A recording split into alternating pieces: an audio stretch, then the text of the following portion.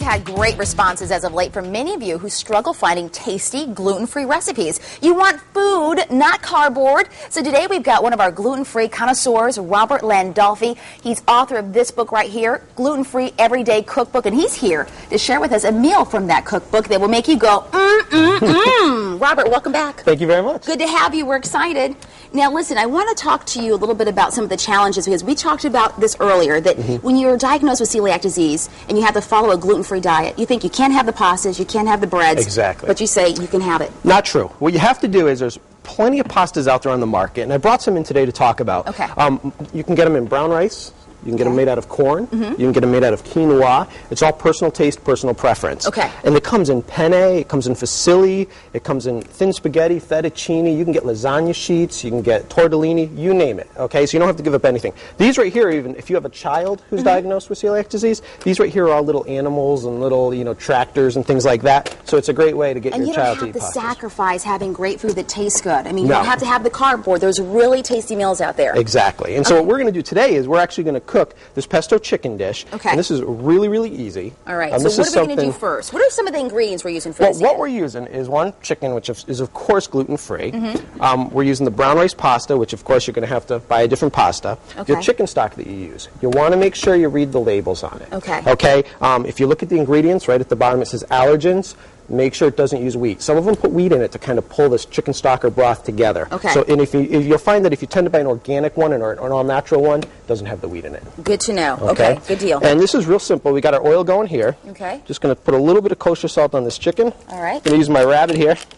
A lot of these are just to taste as far as the salt and the pepper is concerned, right? What I'm doing, this is just salt and pepper. I'm keeping this simple because we're using so many strong ingredients in our dish. Okay. I don't want to over-season the chicken at the beginning. Perfect. Okay, so again, let's a little more kosher salt on there, a little more pepper, Pack of pepper. and we'll brown that off. Now, what you want to do is you usually want to cook it both sides, so it's cooked through, then you just want to cube it up. What I've done this morning, though, is I actually grilled this chicken. So if it's summertime, get outside and grill it, because what you'll find is it adds so much, like a nice smoky flavor to the dish, that. and it's just another whole element. And then we're doing the same thing. This would just have the oil in it, the olive oil. Yep. Okay, and then we're just going to add this in What there? you're going to do is you have your olive oil, add in your garlic first. Oh, add in the garlic first. Okay. And how much garlic? You're talking about 2 teaspoons or so. Okay. And you can go right in with your green onions. Green onions. And your pecans. And the pecans. And I want to talk a little bit about what started you on this journey. Your wife was diagnosed with celiac disease, and were you finding that she was frustrated with finding good food? The first thing when she was first diagnosed, she thought she was going to have to give up all those dishes that I've created over the years, and I said to her, no, I'm going to be able to create these and create them gluten-free. Oh, you're a good and husband. what happened was, as one thing led to another, I started doing cooking demos at some of the health food stores and things like that. And when I started talking to people, I started asking them, if I wrote a book, what would you want to see in the book? And it's amazing what people said. I want to see soups that aren't thickened with flour and fat. I want to see onion rings. I want to see toasted coconut shrimp. Chicken I want to nuggets. see You said for chicken kids. nuggets for kids. I do 2 versions of that. So I just took all their advice and I went into the kitchen. It took about 3 years, and there you go. And there That's we the go. result Now of we it. have the cookbook. This looks good. And all we're trying to do here is you're trying to release some of the flavors from the pecans. Okay. Just kind of toast them up a little bit. Once you get to that point, you can toss your chicken right in there. Okay. Perfect. Just stir that around. This is really healthy. It doesn't have a lot of the excess oil Not at and all. butter. And then what we're going to do is, and I always tell people, this is the key, with your pasta, cook it off ahead of time. Okay? You're going to taste that. It's al dente. Especially if you're in a hurry. If you're a mom cooking for your family, you come home after work, you don't want to wait 20 minutes for your pasta to cook. So what I do is I cook it, I cool it down, I toss it with olive oil, and then it's ready to go. I just keep it in the fridge, I pull it out as I need it. Oh, that's so delicious. It saves a lot of time. And I don't taste a difference. No. Honestly, it's really good. It's got a nice flavor. Okay. And what we're going to do right now is we're going to just kind of liven up that pasta a little bit. We've got to add some moisture back into it. So we're using that chicken broth. We're using that chicken broth. We're just putting a little bit of that in there. Robert, how much of that are we going to use? Probably about a half cup or so. Okay. Okay? And then what you want to do here, okay, just kind of stir this around a little bit. You want to get it nice and moist. Nice and moist. And then what we're going to do is just go right in with your basil pesto. Okay. Basil pesto. All right. Yep. Good deal. And again, store-bought basil pesto is gluten-free. So you're all set. And a lot of these you say we can find at the health stores, like Whole Foods and those places like that carry a lot of these gluten-free special pastas. Exactly.